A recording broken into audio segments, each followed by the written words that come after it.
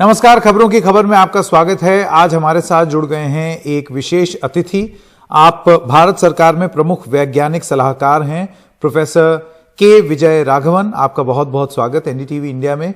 मैं सबसे पहला सवाल आपसे ये पूछना चाहता हूं, ये सबसे अहम सवाल है कि वैक्सीन कब आएगी, लेकिन कोई भी जानकार यही बताएगा कि यह फैसला ड्रग कंट्रोलर का है। इसलिए मेरा सवाल प्रोफेसर साहब ये है कि वो कौन कौन से कदम हैं जो अभी बाकी हैं। बहुत धन्यवाद संकेत जी। अभी कुछ ही चंद समय बचा है। हमारे रेगुलेटर जो हैं, drug controller general of India, जो सेंट्रल ड्रग सेफ्टी ऑर्गेनाइजेशन को हेड करते हैं, वो पूरा डेटा देखेंगे वैक्सीन के, सारी दुनिया से और हमारे देश से भी, और वो तय करेंगे कि क्या वैक्सीन हमारे देश में आ सकती है या नहीं। वो या तो इस महीने के बचे हुए दिन में हो जाएंगे या अगले महीने के पहले 1-2 दिन, 3-4 दिन में हो जाएंगे। उसके बाद हेल्थ मिनिस्ट्री काम करेगी, उनके कमिटीज से लेके, वो भी ज्यादा टाइम नहीं लगेगी, वो पूरे तैयार हैं, तुरंत हो जाएगी वो, और रोल आउट के लिए भी तुरंत उसके बाद हो जाएगी। तो ज्यादा टाइम बचा नहीं है और उम्मीद है कि वैक्सीन जल्दी ही हिंदुस्तान में रोल आउट हो जाएगी। जी, प्रोफेसर राघवन, ड्राई रन कैसा चल रहा है? मैं जानता हूं सरकार काफी समय से इसकी प्लानिंग कर रही थी। सरकार बहुत पहले से कर रही है। जिस तरह से हमारे जनरल इलेक्शन के टाइम पे पूरी तैयारी होती है, सरकार इलेक्शन कमीशन टेस्ट करती है कि क्या ईवीएम काम करते हैं कि नहीं, इलेक्शन ऑफिशियल है कि नहीं, हर गांव में, हर जिला में, हर स्टेट में है कि नहीं, वो सब टेस्ट करते हैं इलेक्शन के टाइम। उसी तरह से हेल्थ मिनिस्ट्री अभी पूरा वैक्सीन डिप्लॉयमेंट को टेस्ट कर रही है। एक आईटी प्लेटफॉर्म है कोविन, जिसमें लॉग किया जाता है कितना मैन्युफैक्चरिंग है, कितना स्टॉक फाइलिंग है, कितना डिस्ट्रीब्यूशन है, कहाँ डिस्ट्रीब्यूट किया, और कितने लोगों को वैक्सीनेट किया, कितने बार वैक्सीनेट किया, और किसका आइडेंटिटी उसमें लॉग सब हो जाती है। उसका पूरा ड्राई रन करना बहुत जरूरी है। 4 स्टेट में, असम, पंजाब, गुजरात और आंध्रा में किया जा रहा है dry run, right to the level of the villages and taluks. नहीं, ये बड़ी रोचक बात आपने बोली। आप कह रहे हैं कि ये टीकाकरण अभियान आम चुनाव कराने जैसा है, इलेक्शन कराने जैसा है। चुनाव जैसे ही है, उतना ही बड़ा है, क्योंकि देखिए हिंदुस्तान जैसे देश कहीं और नहीं है। हमारे पॉपुलेशन, हमारे आबादी इतना ज्यादा है, डाइवर्सिटी इतना है, और कोने कोने में वैक्सीन पहुंचाना है, तो ये सब की पूरा तैयारी हो गई है। और दुनिया में ऐसा देश नहीं है जहां इस तरह से करने के लिए पूरा इंफ्रास्ट्रक्चर इतनी जल्दी से तैयार हो चुकी है। प्रोफेसर विजय राघवन, ऐप का आप जिक्र कर रहे थे। ऐप में तकनीक और डेटा का इस्तेमाल इस स्तर पर शायद पहली बार हो रहा है। इससे जुड़े फायदे और चुनौतियां क्या हैं, उसके बारे में आप बताएं। तकनीक बहुत इंपॉर्टेंट है, टेक्नोलॉजी इसमें काफी बड़ी रोल प्ले करती है, लेकिन हमें याद रखनी चाहिए कि टेक्नोलॉजी के पीछे लोग हैं। हमारे हेल्थ मिनिस्ट्री के लोग कई साल से काम कर चुके हैं पोलियो में, स्मॉल पॉक्स में। उनका एक वैक्सीन इंटेलिजेंट नेटवर्क है, जिससे वो लॉग करते हैं कि क्या वैक्सीनेशन प्रोग्राम ठीक से चल रही है कि नहीं है। तो इसका काफी एक्सपीरियंस है। उस एक्सपीरियंस को अभी 100 गुना स्केल करना है, ऊपर करना है। तो उसको करने के लिए पूरे लायक हैं लोग, और टेक्नोलॉजी भी हमारे आईटी इंडस्ट्री से पार्टनर करके काफी तेजी से चल रही है। इसमें कोई दिक्कत नहीं होनी चाहिए। जी, प्रोफेसर विजय राघवन, तकनीक की अगर बात करें, क्योंकि लोगों को भी इसी माध्यम से ये टीकाकरण होगा, जिन लोगों के पास तकनीक के संसाधन नहीं है, आप ये कैसे सुनिश्चित करेंगे कि उन तक भी वैक्सीन पहुंचे?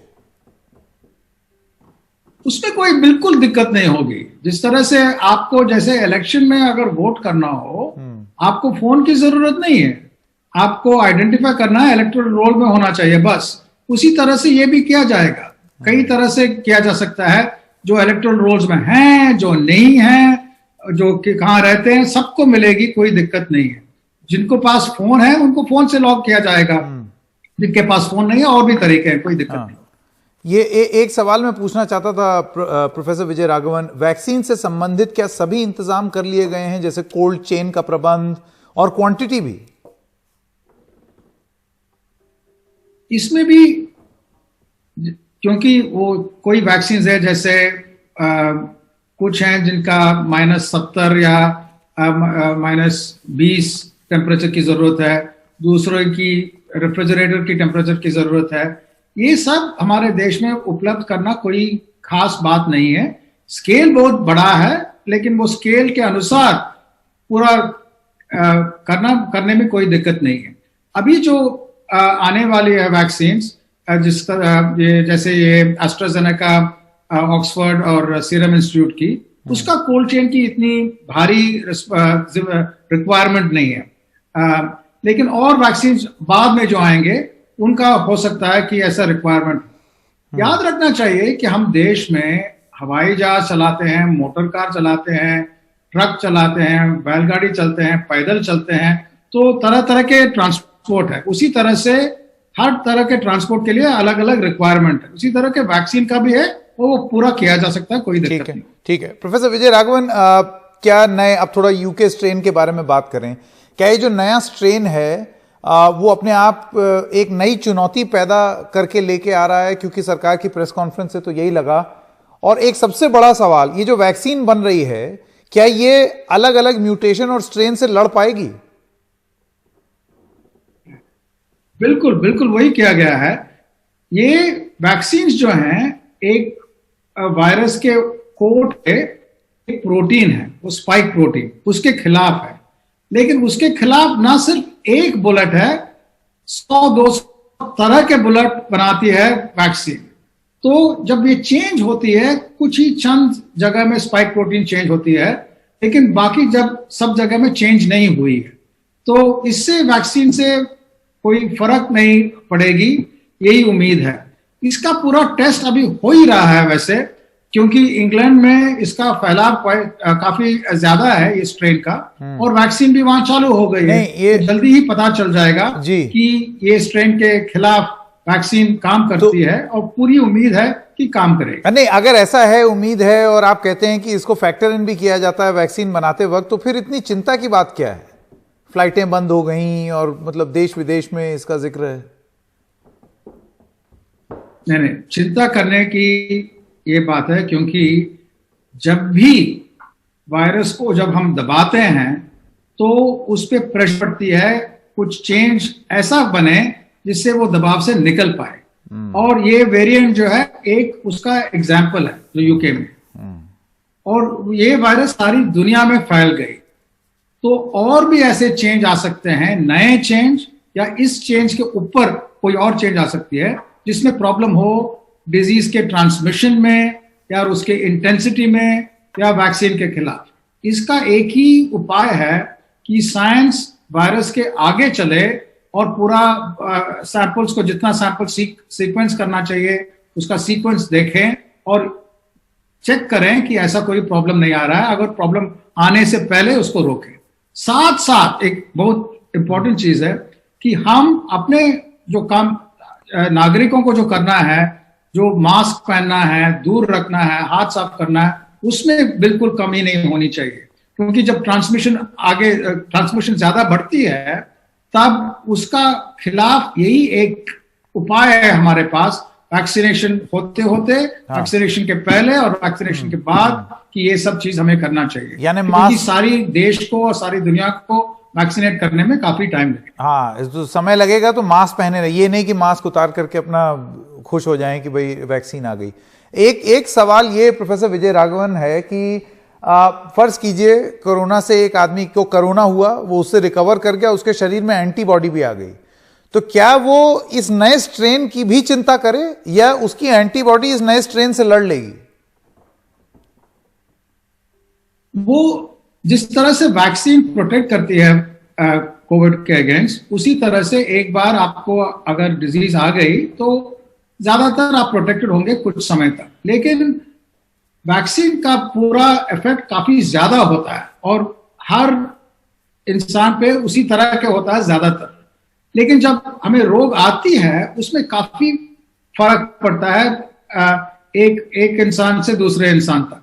कुछ लोगों को बहुत कम हो सकती है, कुछ लोगों को बहुत ज्यादा हो सकती है, कुछ लोगों में एंटीबॉडी बहुत ज्यादा हो सकती है, कुछ और लोगों में कम हो सकती है।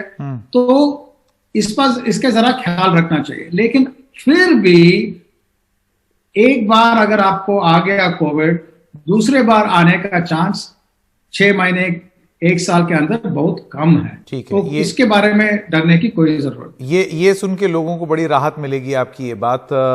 प्रोफेसर विजय राघवन, वायरस की सबसे बड़ी बीमारी ये है, वायरस की अपनी भी एक बीमारी है कि वो संक्रमण फैलाते रहता है, अलग अलग फॉर्म में म्यूटेट होता रहता है। जैसे कि इन्फ्लुएंजा है, उसके लिए जो वैक्सीन आती है वो हर साल थोड़ी थोड़ी बदलते रहनी पड़ती है। तो क्या हम ये माने कि वो कोविड-19 के साथ भी होगा, क्योंकि ये भी एक वायरस है?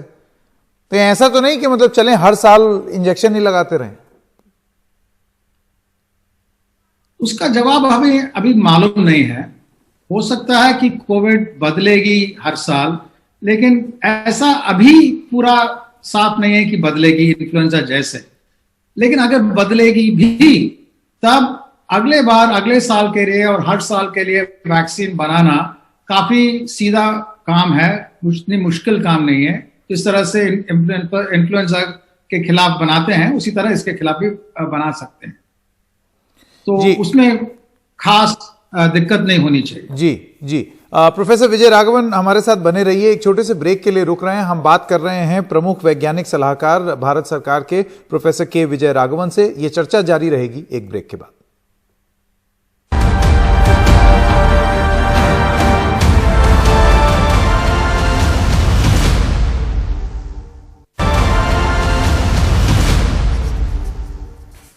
तो स्वागत है आपका एक बार फिर से। प्रोफेसर विजय राघवन हमारे साथ बने हुए हैं। प्रोफेसर साहब, आपने एक ट्वीट करके बोला, आज मैंने देखा, कि विज्ञान और लोगों को ये बीमारी और करीब लेकर के आई है और इस पे जो शोध हुआ उससे विज्ञान और लोग करीब आए हैं और ये सिलसिला आगे भी जारी रहना चाहिए।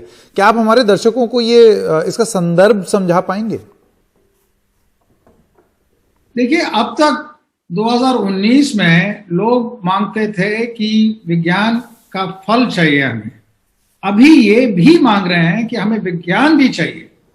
तो रिसर्च की मदद करना, रिसर्च साइंटिस्ट का फैसिलिटेट करना, उनका काम आसान बनाना, क्योंकि उससे ही विज्ञान आगे बढ़ती है। विज्ञान न सिर्फ कई साल के बाद फल देती है, अभी भी दे सकती है। ये अभी समझ में आया लोगों को। उसी तरह से वैज्ञानिकों को ना सिर्फ लॉन्ग टर्म के लिए काम करना चाहिए, अभी शॉर्ट टर्म के लिए जनता के साथ मिलके वो भी करनी चाहिए। तो ये दोनों करने के लिए विज्ञान और जनता की साथ साथ संबंध बहुत टाइट होनी चाहिए। जी, प्रोफेसर के विजय राघवन, प्रमुख वैज्ञानिक सलाहकार, आपका बहुत बहुत धन्यवाद। मैं जाते जाते ये भी उल्लेख कर दूं कि वैक्सीन से लेकर के वायरस से लेके वैक्सीन तक की जितनी प्लानिंग हुई, उस सारी प्लानिंग में प्रोफेसर के विजय राघवन बैठे थे और इसमें शामिल भी हुए। और इन्हीं की प्लानिंग का नतीजा है कि अब शायद वैक्सीन बहुत जल्द हमें मिले, ना तो इस साल पर और कुछ दिनों में अगले साल में। एक छोटे से ब्रेक के लिए रुक रहे हैं, खबरें जारी रहेंगी।